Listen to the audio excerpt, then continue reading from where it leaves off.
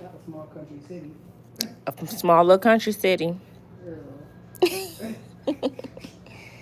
You know them small little country cities, girl. I need people to get it together. Pay attention to school children. That's like Florence, a small little country city, you know.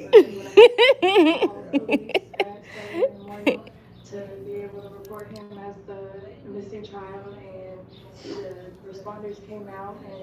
She still ain't sad enough for me. Like, I would be distraught.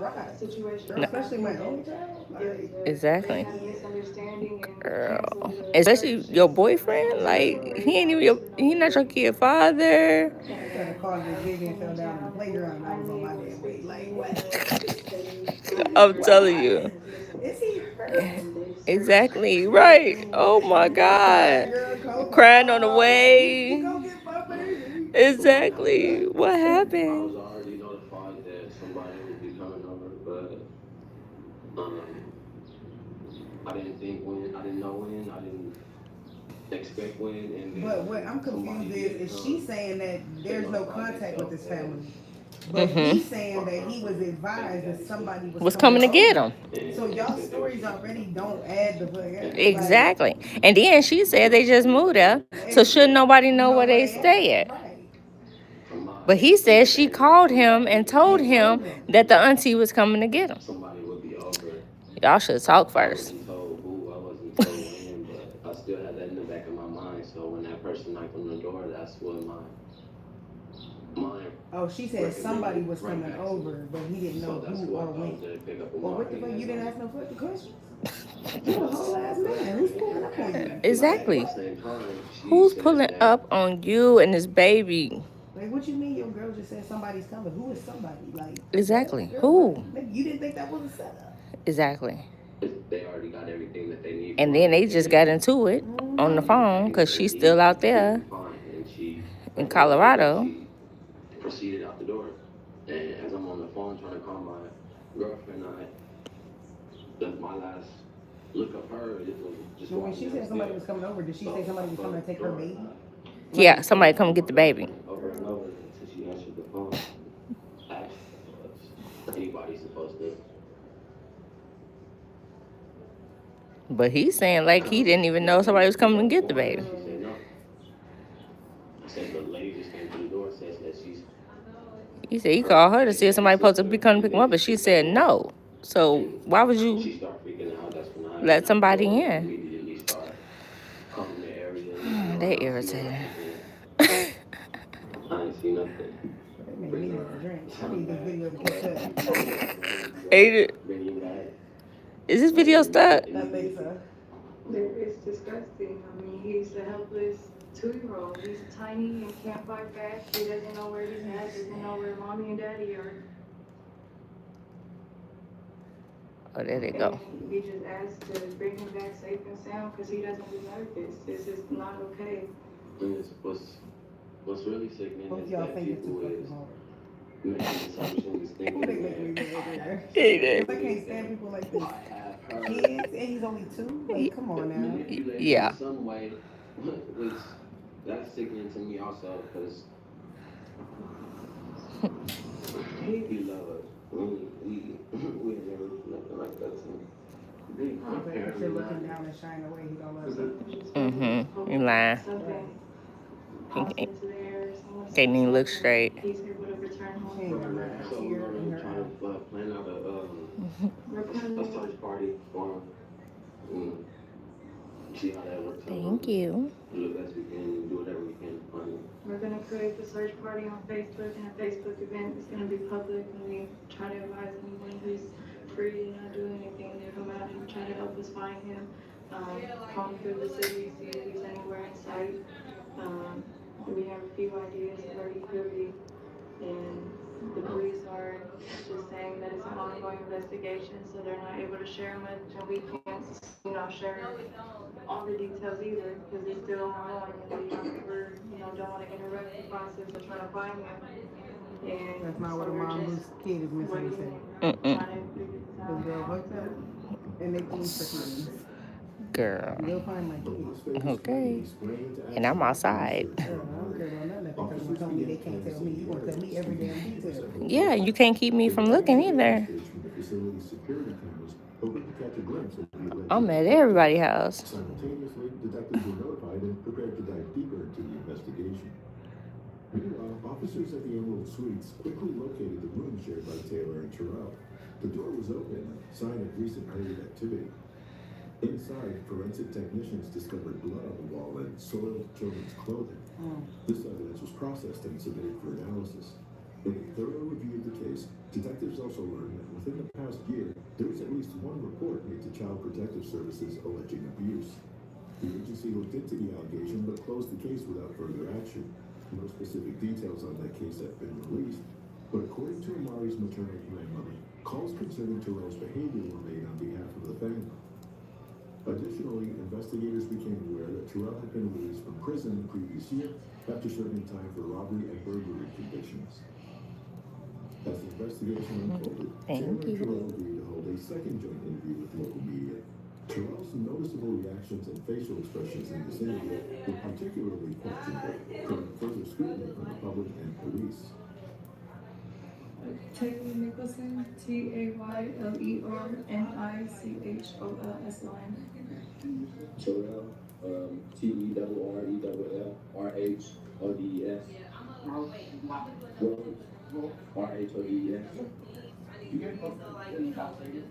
Yes. Well, I guess just probably your thoughts, this is 2 days now without your son, and what's going through your mind? We're devastated and hoping for the best of his safe return, and just saying our prayers and hoping that God will look out for him and he's not in any type of I know her facial expression is like weird. as soon as possible, the best condition possible. It's not serious to me. For the amount that the father's saying that the sister didn't come get him. And if that's really the case, then where is my son? There seems to be, different stories going around out there. I mean, can you explain to me what really happened? He had got a knock on the door at 6 in the morning. A lady. 6 in the morning. And then situation process, he's trying to call me to figure out what's going on. And I'm asleep in Colorado, and I was saying so as he's packing her bag, she grabs the Trying to confirm. And by the time he's able to try to go find, Because now she matching his story. Do you think this was the father? Yes. To my knowledge, yes. What's her name? Oh, they dropping names in the media. She dropping names. Not sure. They knew the area where we lived, but they never knew the apartment, so they stopped us. Girl, that ain't on the camera. Find out exactly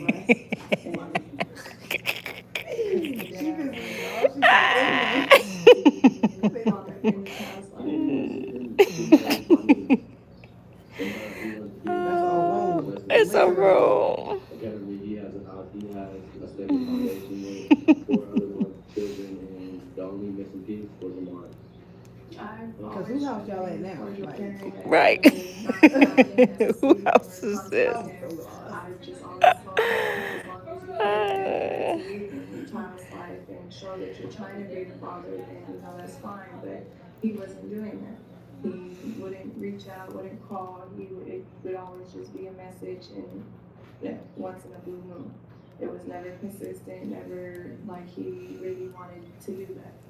And then we had an argument on Monday, and then he did this on Wednesday. So, you're saying that she came and took him, is it like after Police talked to her, we called, they're denying everything. They've been searched, and he's nowhere to be found, so we're just waiting until he shows up somewhere. So she's saying that I didn't take him? Yes. Right.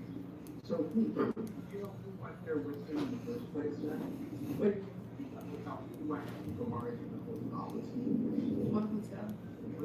Where they stand there? Yes, that's where we live. That's where you live. Okay. So, We lived at the Emerald Suites and nobody knew which apartment or whatever, so they stood outside watching. We live at the Emerald He Suite. really do think And that that's he's when confused. they realized, Yeah. they just finally saw Mari, saw me with him, and then that's when they came knocking on the door. so who was He was left with Terrell. And so, can you just kind of explain what were you guys doing prior to school, or what were you doing in the morning? Before that occurred, we had just woke up. I had just gotten breakfast. I was in the room on my phone at this time, laying down. He ended up playing with his toys, and all of a sudden there was a knock on the door. And it was a woman saying that she was her baby daddy's sister. And she said she was there to pick up my stepson. So now he's your stepson. But he was your son earlier. Earlier, right. And he thought it was her baby daddy's son, so I never recognized him. So then what happened? So then I go to proceed to, okay, I'm gonna pack my bag up, pack some of his belongings up, and For someone that you don't know. Like, this is nuts. Before you even talk to her, you let her in. if this is all this true, was this really prearranged? And as I'm doing that, she said she don't need anything from my stepson. They got everything they need for him, and so we just took off. So you gave, did she make him that? Yeah, after that, she basically said she got everything that she needs for him. That. No, but you didn't know her, correct? You never seen her? So you did not know this person was letting take Mari away? I mean, from my knowledge, I already was told like he was gonna stop by somebody was gonna, but I never knew who. So I still had. But she said she didn't say nobody was coming. You said somebody was going to come by.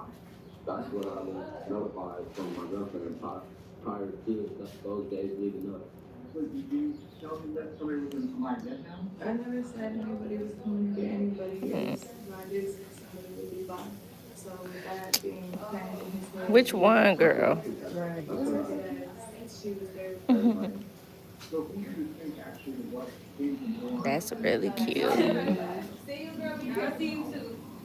We know and police are investigating everything and doing the best of what they can to try to reach out to everyone and try to find him wherever he is. And so just so I'm clear then, who do you think came to the door that day? His sister. Do you think indeed that was the sister you came that day? Yes. And what did she say to you? I mean, did you talk to her? The only words that we had were that he did pick up my stepson, and then she already had talked to my girlfriend. So when I turned around,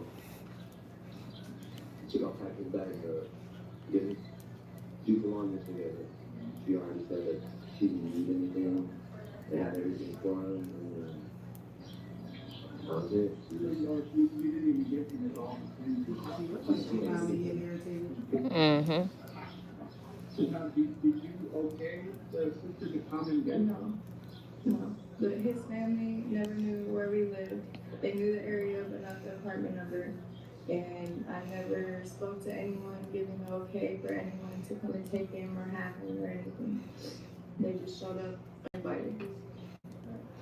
So you never told him that she was coming? No. But did you tell him somebody was coming? Yeah.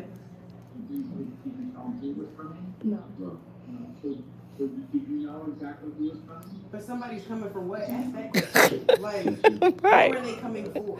Right. Were they coming to get the baby or they was coming by? What? They coming by for what? Exactly. Especially with your man and your baby there. Yeah, like,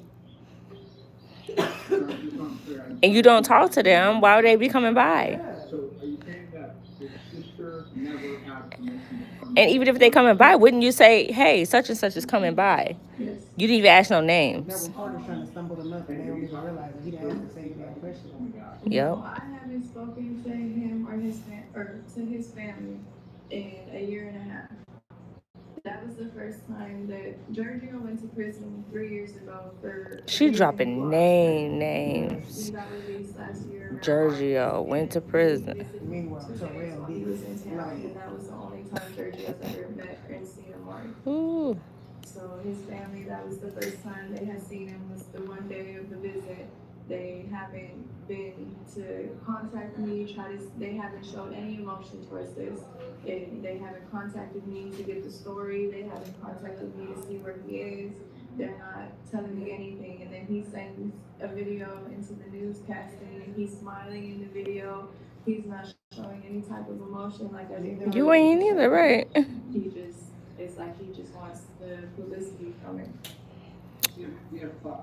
So my understanding is you haven't seen him more much. No, Correct. I've been president. Okay.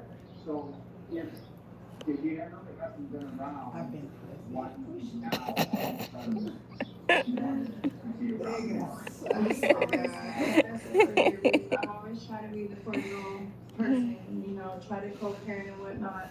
If he reaches out to me, I respond back. He's asked to see him a few times, but we haven't. But you been said earlier he able to didn't make that ask. arrangement work out yet. So he has asked to see him before. He has asked for him to come out there. He asked to have him for Christmas, and you know, we had already booked plans before he had asked, so we weren't able to make that happen. So he has tried to, but like I said, he doesn't put in any effort into trying to, you know, be a father in his life. So I'm not gonna send my son to a complete stranger when, you know, I've been through that, and I'm trying to give my son the best life that he can and not have to go through the things that I did as in my childhood.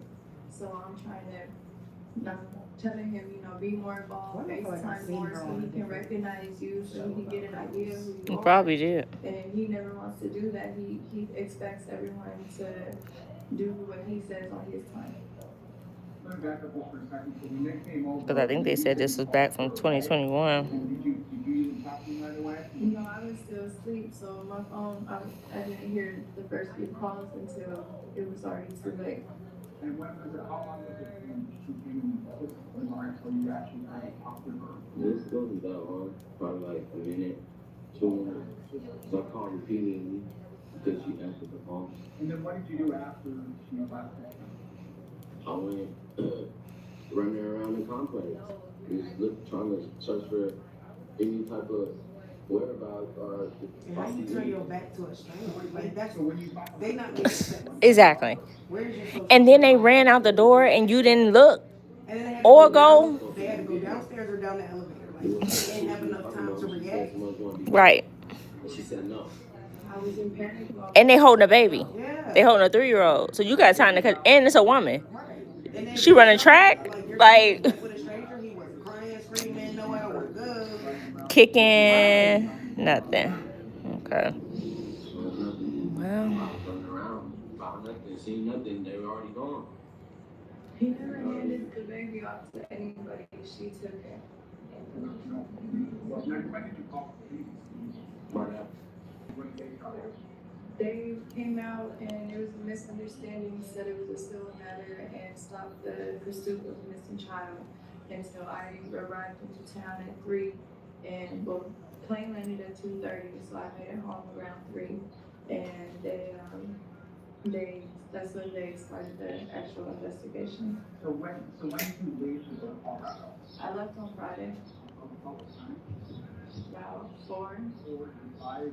I flew, The time of the plane leaves? like around 3:50, And what airline was it? Frontier. And tell me again why you were in Colorado. My mom got attacked by a dog. Wait, she just said 3:50, but she ate said she got little home. things, chewed her food, Mhm. her foot up, and she. Her story not adding up. She was in surgery for 2 hours and got over 60 stitches in her foot. And so Too many she's details. crippled on a scooter, Yeah. can't walk. Too many. Inside, so we took care of her. You get to Friday, so. Correct. At what time did you get home? Sorry. I got in around like 5 or 6. And then you stayed there Friday, Saturday, Sunday, Monday, Tuesday, and Wednesday, right? Yeah, Wednesday's when I came back out here when I heard what And happened. what time did the plane leave? When did they get back? It left at 1:30 and it got here at 2:30. 2:30 with the Frontier? Yes. Yeah. Okay. And I mean, what were you doing all this time after you told him this? And then just freaking out? Panic mode, freaking out, crying, screaming, just my baby's gone. And I'm hundreds of miles away and I can't go out and look for him. So I'm rushing, driving to the airport. My mom lives in the country, so it's a 2.5-hour drive to the airport. So I'm speeding through all these little hick towns, trying to hurry up to get to the airport because my baby's missing and I need to hurry up and get home. And what would you say to Marion about the watching the TV and the sister was watching whoever? I mean, what would you say to them? If anybody got him, bring them back. Anybody know anything, let us know. Mommy and Daddy loves him, and we hope that he's okay and playing, happy, and we're gonna bring him home soon. I can't imagine. I mean, must be not comfortable for anybody who has a child with just people in that. It's sickening. He's a little mini human. He's 2. He trying to make himself cry. Girl, it's too much. We let her just get irritated with the question. You know, Yeah. they are asking a bunch of repeated questions at this point. Yeah. And she keep answering. Yeah. And to do this to a child is disgusting. When in reality, all you needed was communication. Yeah, I know that a lot of people, there's a lot of things that there's probably just rumors floating around. So you know, there's all probably kind of crazy talk happening. You know, people might start understanding your boyfriend and what would you say if that starts to happen? It's inaccurate. It's a bunch of strangers just reading comments and not understanding the situation, not understanding the background, and just trying to put their 2 cents into it when it's all inaccurate. All this negative, hateful energy of pointing fingers at me and him can be put into trying to find our baby and bring him home instead of causing more drama. I mean, we're hurting enough. We're all distraught over this. We're a complete mess breaking down. And reading all these things, Can't tell. seeing all these hateful things is not helping the situation at all. If we knew where our son was, we would bring him home. Is there anybody in the family pointing the finger at you at this point? Is there anybody talking bad about it? His side of the family, of course. We've never had the best relationship, even when me and baby daddy was together. His family didn't like me because I was white and didn't approve of our relationship. And so it's always been bad blood in the family, especially after he went to prison. They blamed me for it when really it was his actions. You know, he was the abuser, not me.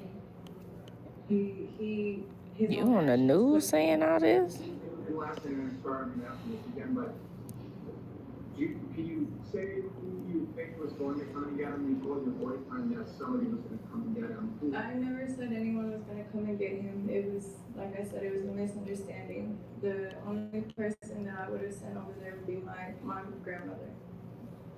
So you didn't get him this comment. I said somebody would be pulling up and I'll let you know when, but I never said for what or anything. So basically, something illegal A was going on. Y'all don't want to say it. You know, we had a little disagreement and I'm poking the bear, he's poking the bear back, and so I, you know, let out the comment, and coincidentally it matches the situation that we're in. That's going to be confusing to people. People are going to hear that. Well, I told you the time that somebody. Coincidentally. Yeah, it was, we just had a disagreement. He was distraught that I was gone, and he wanted me to come back home and, you know, be with my family. And I had told him that, you know, I needed to take care of my mom for the moment. And so he was just upset about it and was, you know, emotional over it. And yes, my boyfriend.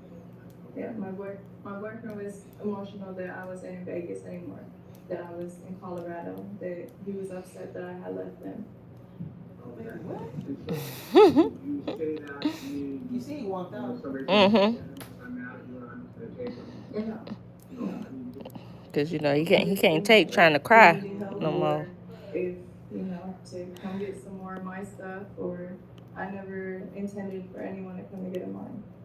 Can you just kind of clarify that? I mean, again, I know that people are going to hear that. So I'm saying this and saying that. I mean, so So you didn't tell, I mean, what exactly did you tell him? Who was gonna come or what? I never, when me and Terrell had our disagreement of me being gone, I had texted back and said that. Why would y'all have a disagreement about you going to your mom getting bit by a dog? Never said clarified for what, for who, for anything. Please, we need to see. We need to see what's going on for real. Was you really in Colorado with your mama? That's what I want to know. Yeah. Like, did we confirm these flights? Exactly. He thought that's what I meant when I never gave permission to anybody to come and take him. Why did you say how you were upset? We were both upset, and just he pokes the bear, I poke the bear back. Yes. And I mean, this whole story, it sounds confusing. It sounds like we're lying. It sounds like, Oh. it's a whole. You said it. It's just a big confusion. And the circumstances of everything else, it makes it look that way too. But Terrell loves Amari like he's his own. He's been the one who's been taking care of Amari. Amari loves Terrell just as much as he does. If you ask Terrell, he'll sit here and tell you that Amari has his DNA. That's how far he really feels. He just called him his son. stepson. He was his son, now he's his We can't stepson. sit here and say anything negative for a man to be taking care of another man's baby. He's sitting here doing the job himself, and Giorgio could have been doing that, but he chose not to. so the intent of that comment, you were upset, and you trying to kind of hurt him, and you said, poke the bear, Basically, you're in a relationship, you know everything about the person. You've been around them so long, you know their flaws, their what makes them happy, what doesn't. So we're sitting here arguing, and we take it a little too far sometimes. So the fact that he let this woman in, this still don't make sense. It still don't You make was mad sense. at him. You told him that's okay, I'm gonna have somebody Pull up, yeah. This man wasn't prepared for a fight, but instead he was ready to hand his baby over and turn his back to a stranger. Yep. And let them run out the door. Exactly. Like, Exactly. So the first knock on the door, he said, "Here you go." right. And at that point, when he was calling me, I was asleep, so I couldn't hurry up and answer. So he went to sleep that fast? grabbed Like, Amari. right. He was running around playing with his toys. She grabbed him and said she didn't need anything and rushed out the house. So by the time that I had answered, he ran downstairs and she wasn't in the parking lot. Rushed out the room. On the property. Right. And what about cameras? Don't they have cameras at Embassy Suites? Correct. Like, we're over this interview, get to the blood. They were in the apartment the whole time. She stood in the door. Because we asking the same questions. We asking the same questions over and over. He done walked off trying to play the role. Correct. He was just trying to call me and understand what was going on because he was clueless as well. So by the time that He ain't clueless. the 1-2 minutes later, it was too late. Did you see what kind of car she was driving or anything like that? Do you think that he shouldn't have given him? He never gave her. She took it. No, he wasn't even able to give her any of his belongings. She took him and left. Anything else that you want to say? What else did I miss? Or what do you think is important for people to know? No, I mean, Giorgio sitting over here posting pictures of him and Amari together when those pictures was the one and only time that he ever met him. And that was a whole year and a half ago. And now they're posting a bit, or not a bit, they're posting a reward. Yeah. Yeah. Sitting here pointing fingers at us when. Because y'all pointing fingers at them. Y'all put them in it from the beginning. Talking about it's his sister. One of his sisters. Not even which one. Didn't give the baby to nobody. Somebody came and took him. He, like I said, he loves Amari like he's his, and he's a I really complete hope she's not just stupid defending him. I hope so I either. hope she didn't do nothing. Yeah. Yeah. But that mugshot is making me feel away. Like she did something. And him being in the interrogation room in the beginning. Where Amari is, and if they see Amari, Oh, you're to right. hurry up and bring him home because his family misses him. Yeah, he had to, you know, get his tears together. I mean, I'm giving the police everything of our knowledge of what's going on, our knowledge of where he could be at, and they're writing everything down, looking into everything, and they're doing the best that they can, and we're just trying to help influence them into looking into the right direction. Mm. Do you think they're doing enough at this point? I feel like they could be doing a lot more. I mean, he was missing for 8 hours and nobody was looking for him because of a misunderstanding over the phone when they could have just made another phone call and verified. Or do you think they should have looked more at it? Yes. Yes. And anything else you want to say to people or any other thoughts you have?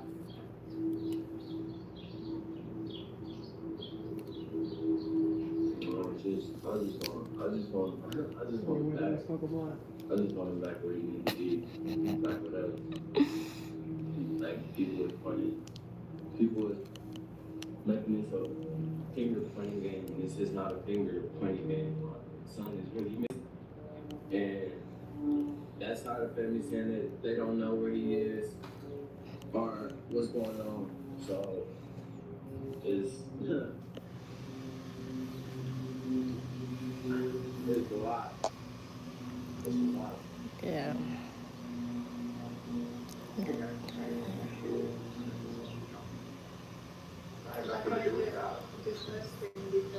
What's all that? God damn. In a house full of people who doesn't know. Look at him. Girl. At least if you gonna do it right. Like that's, child, not talking. You have the right to remain silent. Yeah, he should put a slice of onion in a towel or something, so he could at least have some tears. Or you could have wrapped this up. Find my kid. Good night. Like, Yeah. While she got his name tattooed. That's why I'm telling you. I seen this girl on somewhere. I think it's the damn show. Oh, on her neck, huh? I'm telling you, I seen her on another show. And they just broke out and he has a rash. Love after lockup? 60 days in? Oh, 60 days in? Oh, 60 days in? She got 60 days in? Mmm. Yeah, that would be good. Girl, I If want she to was on say she 60 was on days that show. in. I swear. There was a girl that was there. I watched too many shows. That's the problem. Me too. She basically just did that for But that love after lockup, that stuff was nuts. I was already Girl, they didn't want her.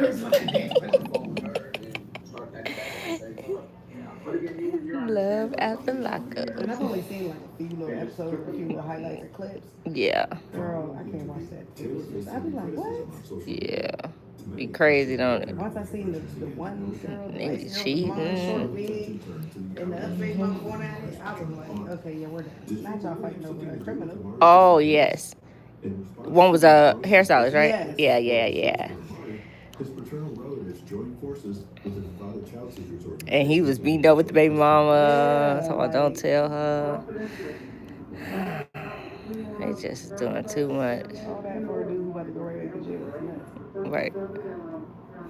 And it wasn't even cute. Right. I was like, dang. I don't care what nobody say. A man whose money ain't legit is not attractive. I just don't. If your money ain't, you didn't work that hard for it. I'm sorry, but if you got to rob, steal, and kill to get what you got, then what kind of man? That's not a man can take it. That's not even worth it. And what kind of fruit do you have coming back from the work that you're putting in?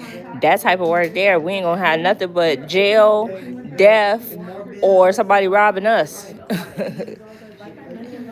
Exactly. I can't imagine what it's like to not have. Exactly. Peace. Because you're going to reap what you sow eventually. I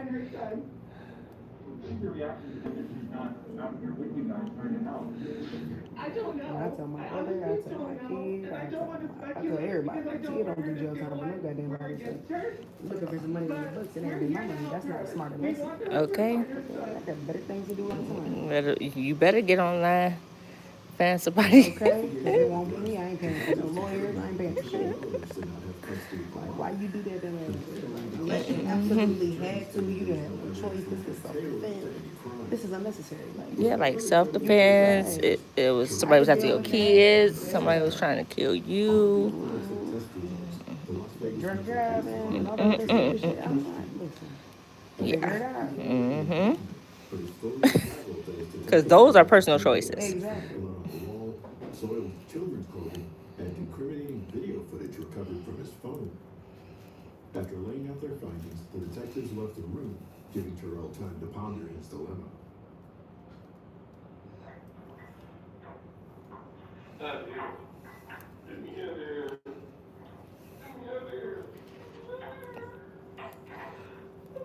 Let you crying like that. Stop it. Immediately stop it.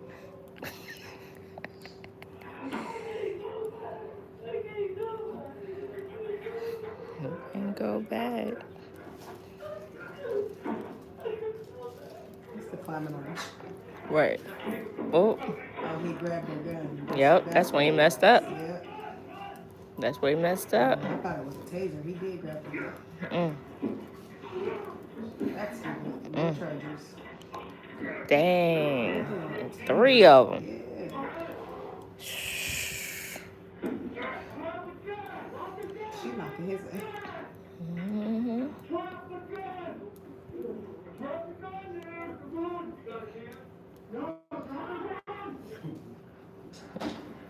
Drop the gun! Terrell, drop the gun! You're making things worse! All right, so drop the gun! Drop the gun! I got his right hand. I got his right hand.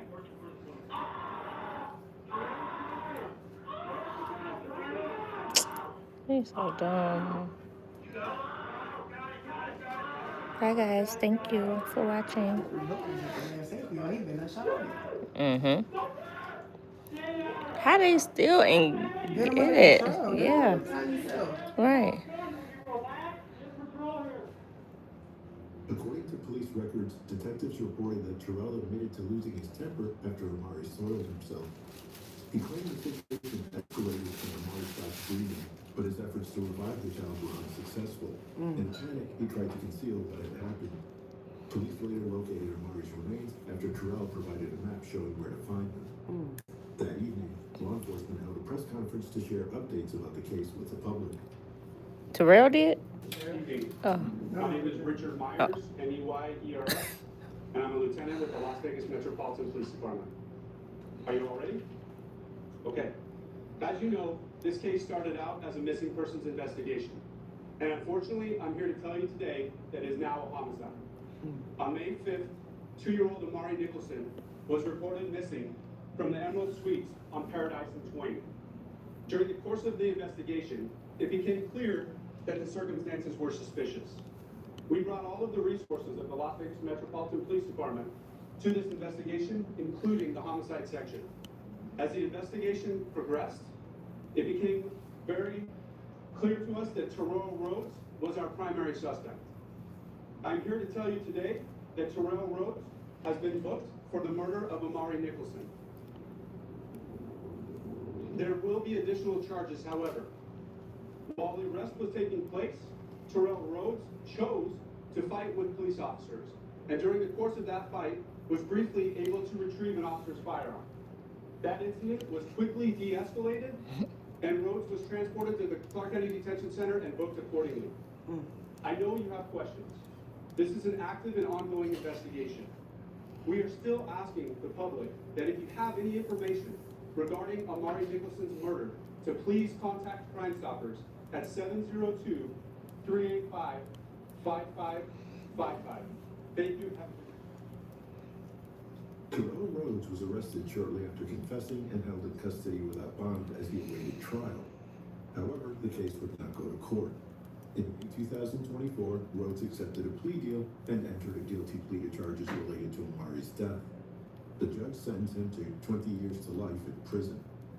With credit for time already served, Rhodes will be eligible for parole in 2041. As for Taylor Nicholson, authorities found no evidence implicating her in Amari's death.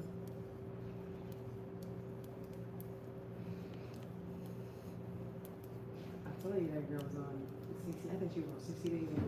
Mm-hmm. That damn tattoo on her neck, that's what I kept staring at. Like, Yeah. I seen that girl before somewhere. Yeah. And I was thinking love after lockup because they be so stupid to get somebody's name tattooed on them right away.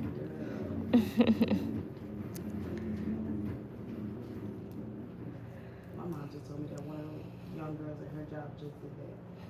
And she was like, finally the girl came clean and told us that her boyfriend was beating her up. Like, you tattooed your full name on your body? Right.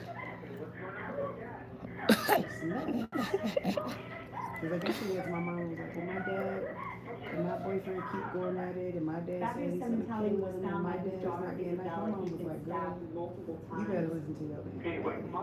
Like, Yeah. this ain't no joke. These men out here, girl, No joke. men like they used to be, child. Okay. I don't even want to see.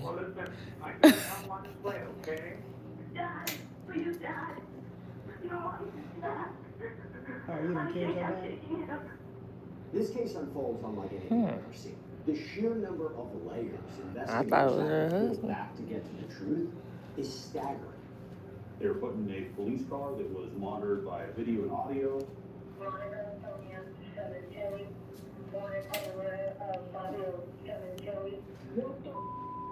Get me out of this car!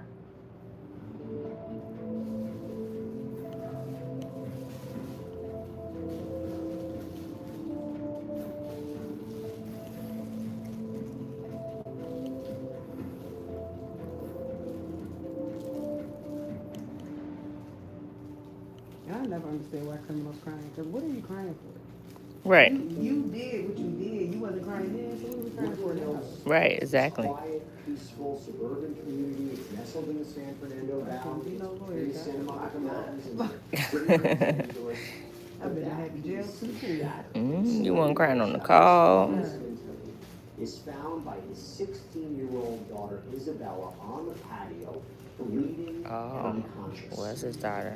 Isabella, upon seeing her father injured on the patio, contacted 911. 911 told her to go out to Fabio and attempt to revive him. Is he on the floor? On his back? No, he's leaning over a chair. He's like over a chair. The phone call that Bella made to 911 is really heartbreaking. What you hear in there is just somebody who's in complete shock and desperation. And so she's desperately wanting to get help with her father and still, I think, trying to make sense of what she's seeing.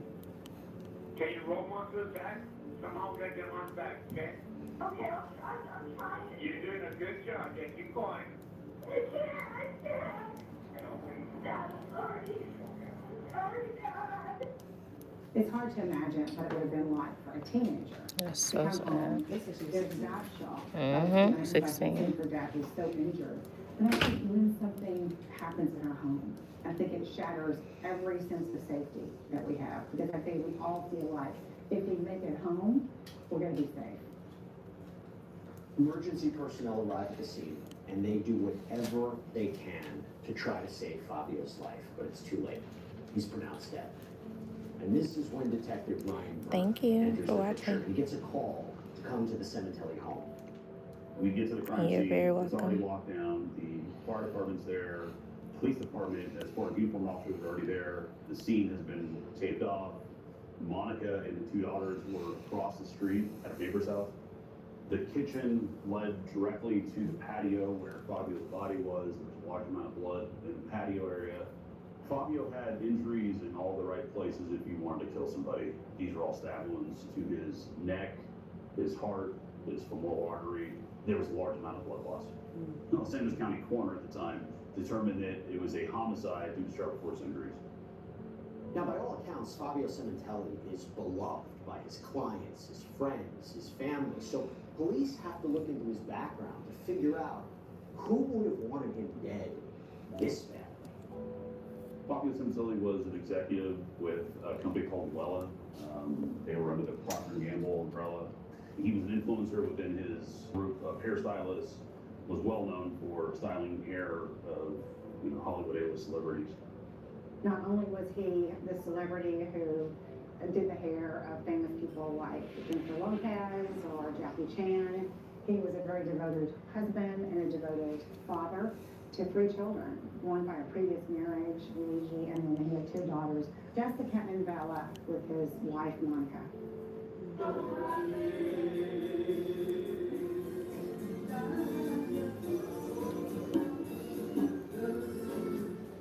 Monica Cementelli Cementelli was Fabio's wife. They had met in Toronto and got married in 1997. She had been one of his clients and also a makeup stylist. She supported him and moved with him to the United States. For anyone on the outside looking in, they really described it across the board as a love story. The children would tell things like seeing their mom and dad dancing around in the kitchen. When he came home from work, he called her his queen. And, you know, the people who knew him just felt like he was so lucky, as was Monica, that they had this dream marriage, an extremely happy family.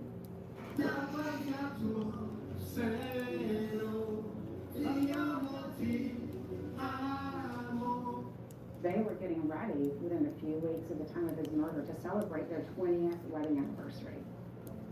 So detectives interviewed Fabio's wife, Monica, and their two daughters, Jessica and Isabella, at the neighbor's house. Those interviews were mainly to establish what they had done that day and the time period around then, to find out if they're to have any kind of enemies, anybody was, you know, hanging around the house that shouldn't have been. When we interviewed Monica, every answer about Fabio potentially having an enemy or any issues, there was nothing. Fabio was a good guy. That was it. And, you know, we asked her about if she had any kind of stalkers or boyfriend or anything else. And her answer to us was, my husband was my boyfriend. After clearing the scene, investigators realized that this attacker also robbed the Cementelli residence. So now they have to wonder, is this a random crime that just went horribly wrong? There was some evidence of ransacking in the house. Monica said that she thought there might be some jewelry missing. She thought maybe there were $11,000 missing. Some of the evidence that was located was actually things that weren't found. There was definitely a camera system that was inside the house, cameras that were placed outside the residence. We discovered that the box should have been in the garage, but it had been taken. Where that DVR was located was up on a tall cabinet near the entry door from the garage to the actual house itself. We saw wires hanging from the wall. Monica basically told us that Fabio is the one that knew how to access it. She didn't know anything about it and had no ideas about how it worked or operated. It seems like everyone has a security camera these days. So If I'm not mistaken, I think she was having an affair with a black man. One of the neighbors on their security system. Let me set this up, I think. These two figures who looked like men who were running down the street around the time. We see the two individuals running towards the residence prior to the murder. The suspects are wearing oversized hooded sweatshirts. Eyes in their face. The hood's cinched tight to a hole that's about this big, so they're not exposed. There's not a lot you can see from the actual person besides the clothing. And these guys are running with intent. They're not jogging. So based on what we see on the video, it appears to be they're going to be our suspect. And there is one more moment caught on camera that jumps out to investigators. We see that person wearing a distinct green hooded sweatshirt again after the murder occurs, driving away from the scene in Fabio Cementelli's black 911 Porsche. Using the neighbor's security footage, investigators are able to determine that it took these killers only 7 minutes to attack Fabio, ransack the house, and flee the scene in his Porsche. The time that it took 7 led us minutes? to believe that there was a plan in place to kill Fabio Cementelli and to make it And they knew exactly where to go. burglary. And as is the case in Probably knew most exactly where he was at. Fabio's body provides another Okay, see you, love you. Typically, an incident with an edge. Did you check your, oh, don't forget to check your text and attack if they got cut or slashed? come and let me know about their hair and then The crime scene other is stuff. also telling investigators a lot about what may have happened both during and after this murder. In the kitchen, there was blood transfer, some blood shoe prints, and also some blood droplets. The blood droplets were of interest to us. It appeared to be cast off as if someone had walked through with an injured body part and was bleeding. Our belief was that that blood was going to be related to our killer. While the blood evidence is sent out for processing, Fabio Cementelli is laid to rest by his family and friends. And it is here when something very strange happens. At the memorial, which of course is filled with grieving friends and family, several people notice that there is a man who shows up who nobody knows People are wondering who this person is, what is he doing there, and why is he spending so much time with Monica? One of Monica and Fabio's friends was there and saw a person they didn't recognize. She ended up taking some photographs of this person and forwarded it off to us. The mystery man at the memorial service also had a bandage on his finger. Oh, that's a white guy. I must got it mixed up with something The else. person's name was Rob. It may be related to the racquetball or gym friends that Monica had. Police were eventually able to identify the person that had been at the memorial as Robert Baker. He was a racquetball instructor for Monica Cementelli and several of her friends. There's a lot going on in this investigation at the same time. So while authorities are looking into this Rob guy, they actually find Fabio's stolen Porsche. Fabio's Porsche was recovered just a few miles away from where the murder occurred. The Porsche had been dumped there the night of the murder, and it had been called in by a neighbor who had seen the Porsche sitting there for several days. Once we got out there, it was evident that there was blood evidence inside the vehicle. We see it on the door panel. Law enforcement run it through a DNA. I know, that's what I was about to say.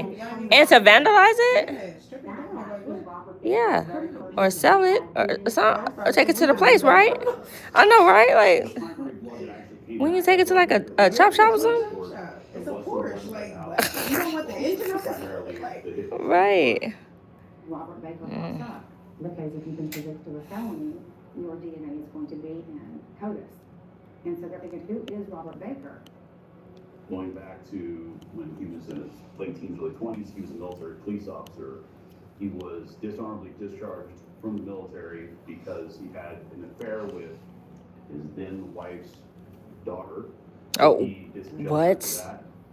He had a prior conviction for Had an affair with his wife's daughter? Well, they say he black. Upon coming Oh, he is black, okay. Oh, okay. At which point, We claim that him. I don't daughter know. that Like, I don't know. Hey, la Latina. Rob Baker is now law enforcement's prime They go give his suspect daddy in the black. murder of Fabio Cementelli. Regardless of what happened in the house, Rob Baker never should have been in Fabio's Porsche. We knew the Porsche was at the house prior to the murder. We could see the Porsche leaving the murder scene on video. And we have Rob Baker's blood inside the Porsche. You know, when did Rob Baker cut himself? We know murder was taken with a sharp instrument, right? For all those reasons, we know that Rob Baker is most likely our guy. Investigators immediately put up surveillance on Baker. Based on the surveillance, it was clear that you have Monica Cementelli dressing up like she's going out for a night on the town with Rob Baker. Investigators discover that not only is he her racquetball coach, but he is her lover. There was affection shown between the two of them. And not only that, there was affection shown from Monica to other people as well. A bouncer at one of these dive bars. Right. That was not typical behavior from a grieving widow. It definitely made us key in on Monica and what Monica was up to. You have to keep in mind that if you're married and you're having an affair, you better pray that your husband or your wife does not end up dead. Because if you're having an affair, immediately they're going to think there's a motive for you to have committed this crime. You had Monica Cementelli, who allegedly had a fantastic relationship with Fabio, but when you dug down deep, she actually was, in fact, having a very, very, very steamy love affair with Robert Baker. And keep in mind, this affair didn't stop when he died. She continued to see him, took pictures with him. There seemed to be no indication that she was suffering in any way from the loss of her husband. We set up an appointment with Monica shortly after the surveillance went up on February 21st, 2017. And during that interview, we interviewed her, we interviewed Jessica, who was also at the house that time. Jessica had told us that at one point Rob Baker slept the night at the house prior to the murder happening months before that. And the story was that Rob had drank too much and needed to sleep it off inside the house. When we asked Monica who Rob was that day, Monica did everything she could at the beginning to avoid talking about Rob Baker. But we led into it. We said, well, you play racquetball, are you in the league? And, you know, who would that be? And she goes, I think his name is Rob. Yeah, Rob. I think his last name is Baker. We go, okay, well, you know, this guy Rob's, you ever been to your house? No, Rob's never been to my house. Okay? Has Rob ever driven in the Porsche 911? No, he's never driven the Porsche 911. So when you put it all together, we know that Rob Baker's been there because his blood's there. We know that Rob Baker's been in the car because his blood's there. We knew that we were Why did getting the he story of Monica, bleed in the it was car inconsistent and leave with it what was actually going on behind the scenes. without burning it up?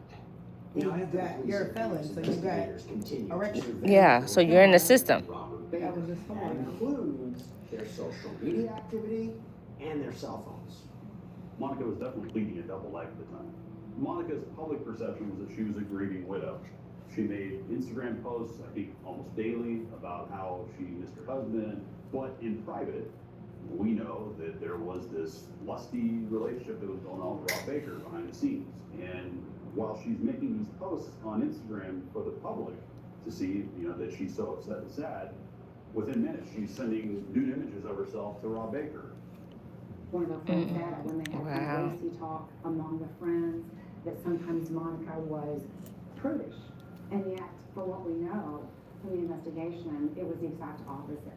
When she was with Robert Baker, she would go to thrift stores and she would buy clothes that were provocative, and they engaged in this elaborate sexual relationship. And I think the contrast, even among people who have affairs, was just remarkable in terms of how different she was in her appearance, in her behavior, in just about every aspect of her life when she was with Robert Baker versus when she was with her family.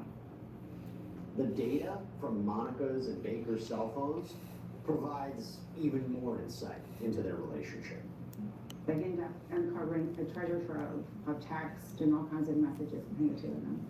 When you look at their affair, it lasts for over a year before Fabio is murdered. There are thousands and thousands of communications between the two of them.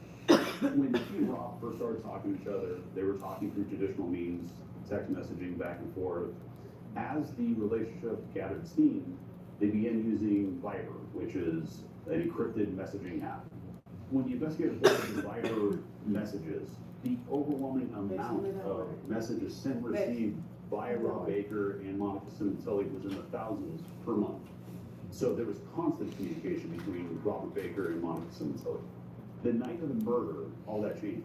Viber is discarded for some reason, and now they begin using WhatsApp. And there's one other aspect of how Monica was behaving. My perception of Monica and her feelings on her safety and the safety of her family was that she wasn't overly concerned about it. Every time we would talk to Monica, we would say, "Hey, Monica, did you get the camera system put back up?" She did change door locks, apparently, but at the same time, she never replaced the camera system for the house. If something happened in my house, getting a camera system would be the first thing I would do. I would beg, borrow, or steal to make sure that my family was safe. And it appeared to us that her excuse for not replacing cameras was that the insurance hadn't come through yet. And that was a giant red flag to us as investigators. And you remember how Monica told investigators that she didn't know how to access the DVR system that contained the security footage from the cameras at the house? Investigators find something She else. lied. There is data in her phone that suggests that she provided Rob Baker with the username and passcode to her surveillance cameras. It's determined that she's the one on the email from the security company when the cameras were installed, explaining how to get remote access to the cameras, and later on it's determined that her data from her device shows that she's actually accessing those cameras on the day of the murder and had not access to the cameras for months prior to that. And this is while she's at Target with her alibi and wasn't home. Monica's alibi during the killing was that she was shopping at Target. Right. Just leave. Yeah.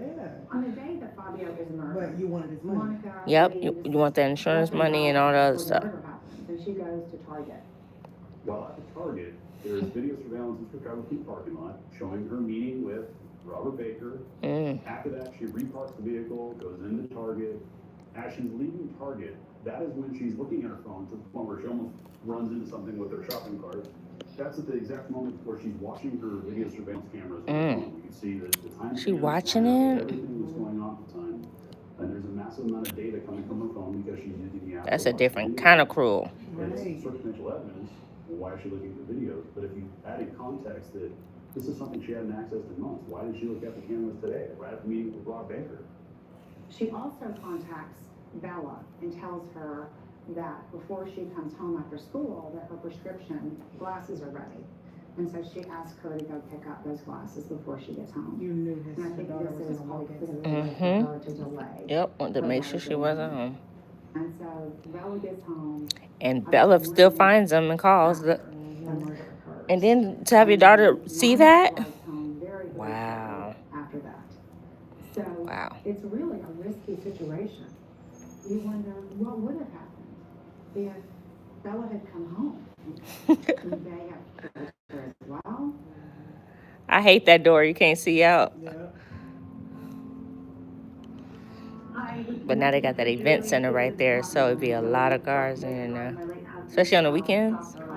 Yeah. Another piece of that behavioral evidence after the murder is how quickly she begins focusing on money and the life insurance policy and how quickly that might happen. When we had talked to Monica You working about 7 days a the week? insurance You early working on, 7 days a week or 6? we had asked her, did you have life Girl, insurance? I've been working every day, yeah, because between this and taxes, yep, every day. Is there a beneficiary? Otherwise, we have to go to court. Oh, you finally And retired. I It's don't worth know it. what. It's gonna be worth it. You know who's the beneficiary. Behind the scenes, I'm gonna be Monica straight. already knew there was life insurance. They're making calls, they're trying to get the money. Hi, my name is Monica Cementelli. I'm calling on behalf of my late husband. I said now's the time to do it, you know, because while I'm still healthy, I'm only 44, like, you know, because I don't want to be braiding at 65. Right, exactly. At this point in the investigation, Right. Right. Exactly. But I could see myself doing the bookkeeping and tax business, you know what I mean? Like retiring with that and still doing it, yeah. Policy, and also significantly, so she can continue her love affair with Robert Baker. Monica is tied into this case through a mountain of circumstantial evidence. When you have one piece of it, you can disregard it real easy. When you have hundreds of pieces of circumstantial evidence that point to the direction of a person, You gonna set up more then boots you and really start gotta take a writing look out some at it. space or no? I don't know. 2017, I guess we'll see, you know? officially arrest both Rob Baker and Monica Cementelli for the murder. Right now, me and Candace like it the way it is, but, you know, if it comes a time where I'm not braiding no more, I guess it would kind of be like, okay, I would probably ask her, like, does she want to do that, or she want to get her a spot that's smaller, or, you know what I mean? And kind of go from So there. that Monica and Rob Baker could hear that she had an active warrant for the arrest and the murder of Flavia Cementelli. Maybe in the And it was next all used as kind of theater to put this into, you know, next they're 4 ready to see years or what something? they were gonna say once they were in this car together. Number 10, Monica Sonia Tilly, 147 PC, first degree murder. 4 or 5 years. I don't know. Get me out of this car! I don't know. I might even have another. I might have another 10 years in me. I don't know. On the braid side, but just probably not as much. You know what I mean? Like not these 12-hour days. Right, absolutely. Probably like one client a day. You know, They talk about cutting it down a bit, a normal person when they're arrested for the murder of their husband does say that someone taking a break. You know what I mean? I didn't do this. Probably This is doing crazy. I didn't do just this. working smarter. Probably. What's going on? Yes, I've heard everything. What is this? There's a warrant for your arrest for murder. Oh my God, what is this was murdered 5 months ago? Listen, I'm very sorry for your loss. How could this be? All I can tell you, you got a warrant for your arrest, and I'm gonna make a phone call right now. Oh. The discussions they were having indicated that there was an intimacy between the two of them and that they should keep quiet. Get me tight immediately, okay? Get you tight. Don't see clearly. Any longer immediately. Is that an offense? Rob Baker and Monica Cementelli were both charged with murder and conspiracy to commit murder. After Robert Baker and Monica But Cementelli who was the brought second in, one that was with investigators her? Right. Who's the other dude? Yeah. Or was that her? Well, No, it was two dudes. Yeah. Yeah. And she was a target. Remember? Yeah. Monica is telling us that she doesn't believe Rob Baker is involved in a murder. The only other thing I can think of that his DNA would be in my house is probably when I cracked him in the hand and we played it back wrong. And I brought the towel home. I made it show it to my husband, and he said, don't bother washing it, I will get rid of it. She makes up a story that, oh, yeah, his blood got in the house because they were playing basketball that day. But before they said it never been there. With a Exactly. basketball racket, which caused them to bleed. And the blood was transferred onto a towel and then probably transferred into the house by the towel. It sounded like the story had been concocted long before they were arrested. Even with Monica and Baker in custody, investigators still come up with clever ways to get them together and get them talking. When Monica Simontilli and Robert Baker were in custody and they were transported for their court appearances, they were put in small jail cells near each other. They were monitored by audio equipment. Listen in there, man. Just be strong. I need you. Just like you need me. Hopefully you can give me bail. Huh?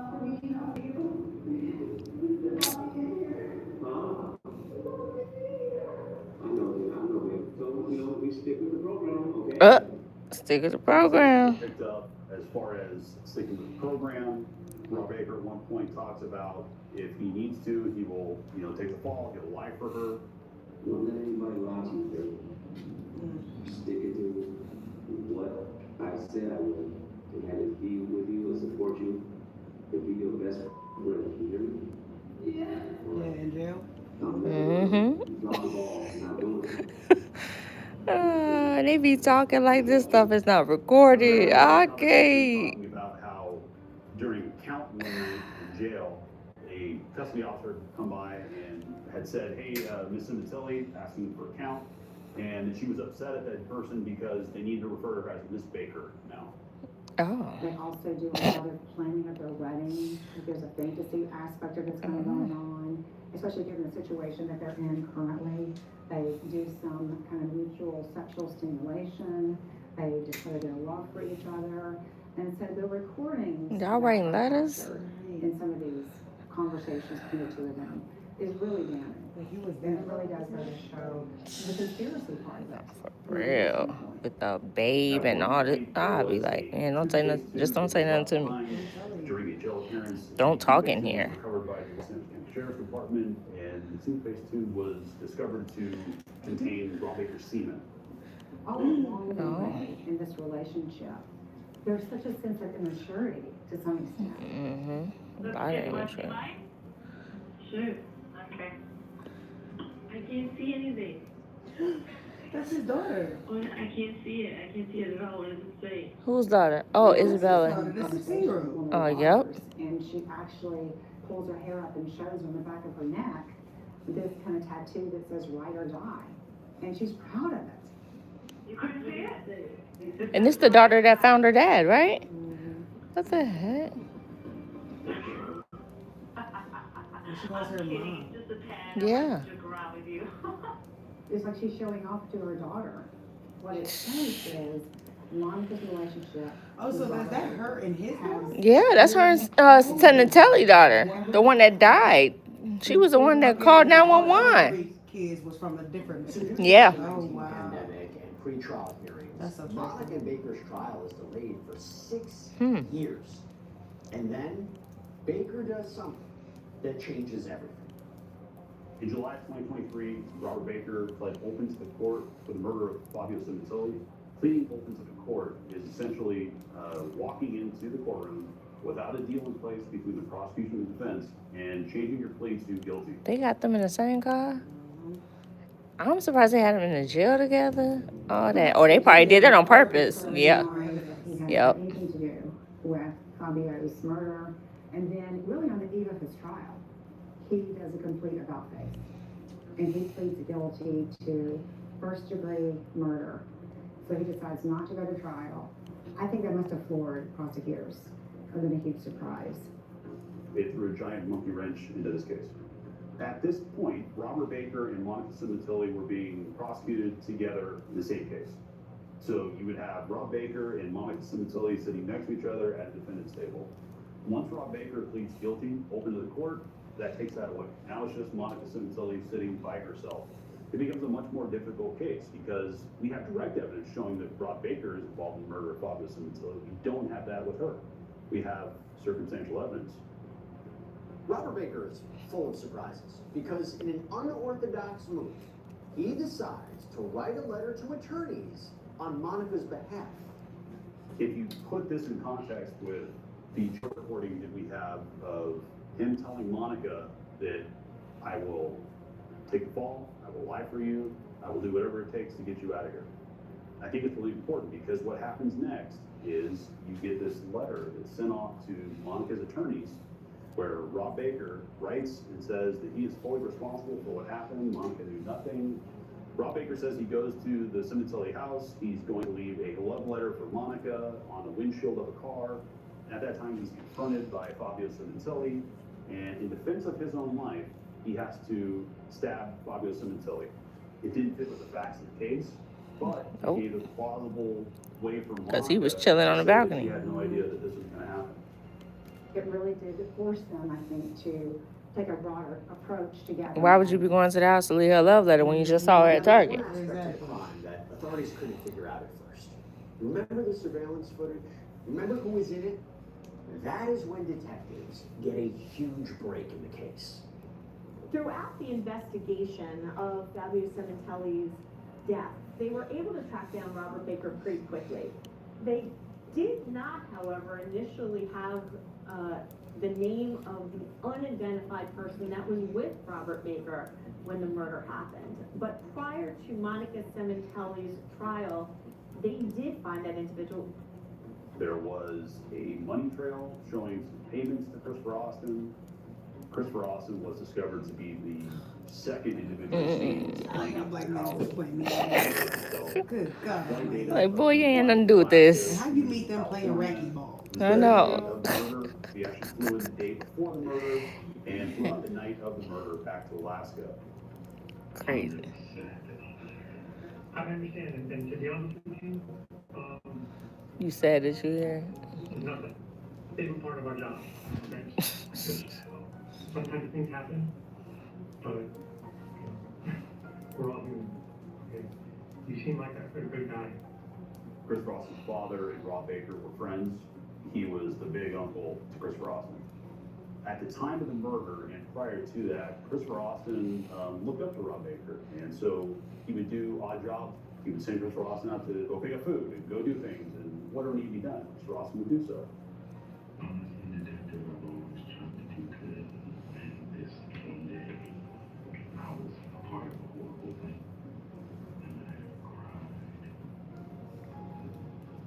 You ain't cried that hard as you want to turn yourself in.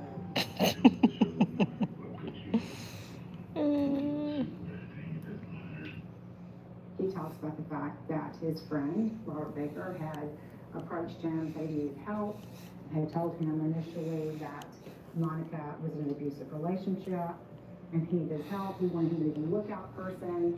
He implied there would be some financial benefit to him as well. And so Christopher agrees to essentially help Robert Baker with this murder. He said, okay. 1, 2, 3, here we go. And then what does that mean, go? You did what? You went to her. Well, whoever you heard. Yeah. Did you stab him at all? I know you've been waiting on you a long time, right? But it's important for us to know. But from you, they went, well, I'm asking you. How many times did you say? Was that one? Where? Christopher Austin says that when they got to the Cementelli residence, that the front door was unlocked. Rob Baker knew this information, that the front door would be unlocked. They came into the house. It was a 1, 2, 3, go, is what he said. And they rushed into the backyard.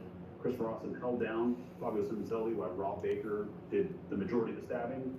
Christopher Austin missed to stabbing Fabio Cementelli once. Then they ransacked the house and got in the car and they took off.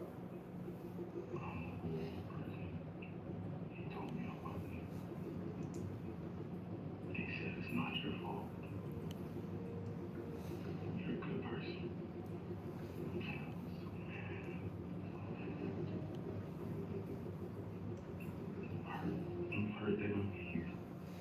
He was arrested convicted, and he agreed to cooperate against Monica Simitelli.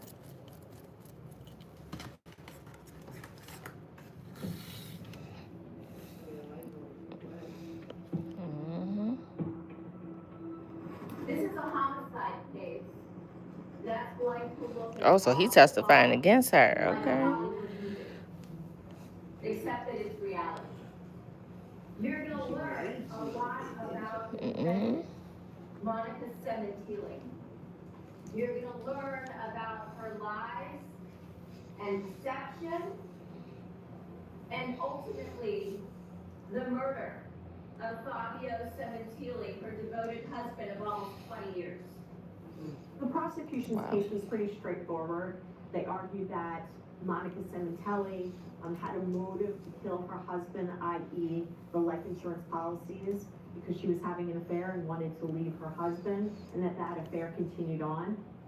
We have not, from the start of this case 7.5 years ago, ever once contested that Monica Simitelli probably made the most fatal mistake of her life when she entered into an affair with Robert Baker.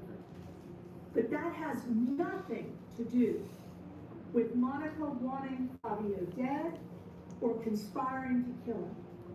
The defense argued that anytime you have an affair doesn't mean you are committing murder. They argued that Robert Baker acted alone, that there was no evidence that established beyond a reasonable doubt that Monica Simitelli was involved. The prosecution calls their star witness Christopher Austin to the stand and asks him about Monica Simitelli's alleged role in this murder. What was the plan? Plan was to have him killed. Baker told me she loaded, she wants him gone, she's gonna get paid. Did he specifically state insurance money? He did. He said, once we get this insurance money, like, we're gonna be good. We're gonna be plenty of money where that came from. Did he tell you how he knew Fabio was gonna be home alone? He said it was a text. He kind of jolted. He said, yo, he's home alone. He said, she's gonna leave the door alone. And when he said she, did he tell you who she was? The defendant. When you got to the front door, was it unlocked? It was indeed unlocked. Christopher Austin testified that he had been to the Simitelli home before. In fact, on one occasion, he had gone there with Robert Baker, and Monica Simitelli was in the home. She showed them around so that they knew what the home looked like, and she even fed them pizza so that they had a good familiarity with the home, and that she, Robert Baker, and himself were part and parcel of this crime. What happened when you came through that door? Baker covered his mouth. They started stabbing him and they covered his eyes. And I stabbed him once. So you recall that you stabbed him one time. Where was that at? On the neck. Was he still seated in the chair? Yes. Christopher Austin says that he never talked to Monica directly in terms of her giving him instructions about the video surveillance or about the door being open. But he did say that Robert Baker had told him that Monica was getting him all these things and that he had observed Robert Baker texting with her on the day of the murder. But on cross, the defense challenges Austin's account, trying to poke holes wherever they can. You knew already that Mr. Baker had been sentenced to life without parole, correct? Yes, sir. And you knew you were facing that as well, correct? Yes. And you knew the only way you could save yourself was to testify on behalf of the prosecution, correct? To tell the truth, yes. To testify also, correct? Yes. So it was at that time, was the first time that you ever said, oh, Mr. Baker told me that Monica Simitelli wanted him dead for insurance money, right? After I spoke with my attorney, yes. Right. And your attorney told you if you stick to this human talent, you're getting no deal. I'll withdraw the question. I apologize. To counter Austin's testimony, The defense calls Robert Baker himself to the stand. Did you plan and execute the plan to murder Fabio Simmons? He look old too. Yes. And did you in fact do so? I did. You see the defendant seated over here, Monica Simmons? Yes. You knew her well at the time of the murder, is that right? Yes. Is it fair to say you were in She trying not to look at him. a sexual relationship with her? Yes, you can say that. Was that true? Yes. Did she have anything to do with the planning or the execution of the plan to kill Fabio Simontilli? No. You're sure? To the end. He said, I'm taking a charge. Testimony under oath today? It is. Prior to Monica Cementelli's trial, nobody knew whether Robert Baker was going to come in and testify. But lo and behold, he did. And what he testified to was that he had done this crime without Monica Cementelli's knowledge, that he had done it because he wanted her They let him wear a suit? and that he was going to get rid of Fabio Cementelli for him, not for her.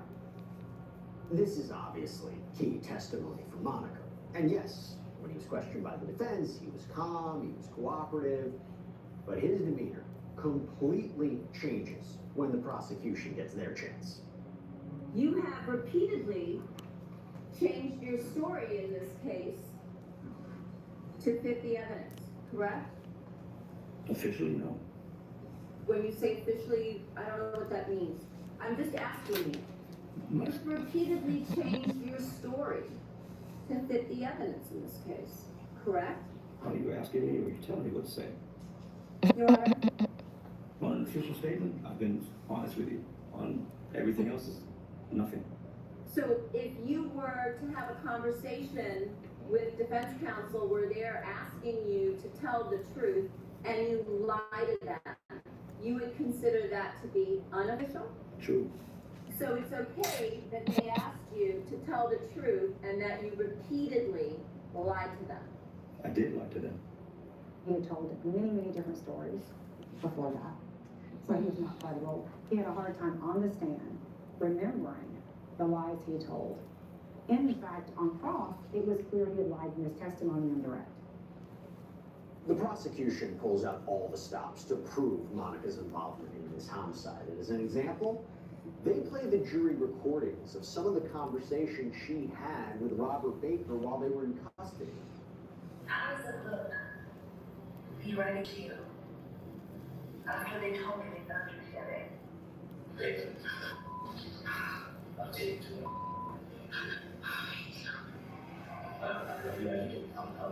I'll take you later. I know what I'll see around a lot. Stupid. Girl, you think because you whispering it's not recorded?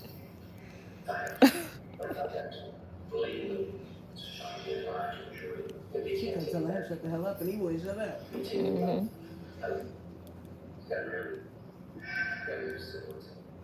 I think you're best friend. That's extremely damning, especially in light of the letter that's written after Rob Baker pleads guilty in this case. After more than 2 months of dramatic testimony, the trial of Monica Cementelli heads into closing arguments. We're not here because she's a cheater or a liar or any of the other words that you could use. We're here because she's a killer. She's the mastermind. The defendant wasn't going to do the dirty work herself, right? She's not going to kill Fabio. But she knew that Baker would because Baker is a stone-cold killer. We're not here to decide whether or not Monica Simontilli was a bad wife, an adulteress. You are here to decide that she's been proven guilty of first-degree murder. Robert Baker and Christopher Austin committed first-degree murder, conspired to do that. Boy, did she make a stupid Nope. mistake. All them years. The lives of her family. And if you didn't have nothing to do with it, but your man is admitting to killing him, you still want to be with him, you want to marry him? Marry him and all this stuff. Stupidity, simplicity, lying, adultery. Craziness. She is not guilty of murder. The jury goes to deliberate, and they have a tough job ahead of them. They have to weigh the competing testimonies of two confessed murderers. So who are they going to believe? Christopher Austin for the prosecution, or Robert Baker for the defense? I want to know how many years did the We, black the jury, dude the get? above entitled action. The black dude? Monica Cementelli, Which one? The guilty dark of the skin crime one. of murder Oh, in the yeah. first degree. Oh, In the same case, we, the jury, in the above entitled action, find the defendant, Monica Cementelli, guilty of the crime of conspiracy to commit murder. look, she about to pass out. After being convicted on all charges, Yep. Monica then heads to sentencing. And this is where Fabio's sisters, Loretta and Morella, deliver just absolutely powerful victim impact statements. On January 23rd, 2017, my brother Fabio Poor daughter. was at their Dad is dead, and now her mom is in jail. stabbed Yep. multiple times. One of those wounds And out of all her siblings, pierced she's gonna always be the straight through his outcast heart. because your mom is the one that set And this the up. person Yep. responsible wasn't a stranger. It was the woman we had welcomed into our family for over 20 years, his wife, Monica. You can go ahead and call yourself Mrs. Baker now, Oh. because you lost the right to the Cementilli name. The world sees you now for what you are, a whore and a murderer. Ooh. You shattered your daughter's futures, stole their innocence, and destroyed the safety of their world. Let this stand like a punch to your face, to your body, to your rotten soul. Since the day I met Monica over 25 years ago, I respected her like a sister, because my brother wanted to build a life with her. Reminiscing is too painful, and it deepens the wounds. She is a complete and utter stupid. Watching her dress like a slut for Baker,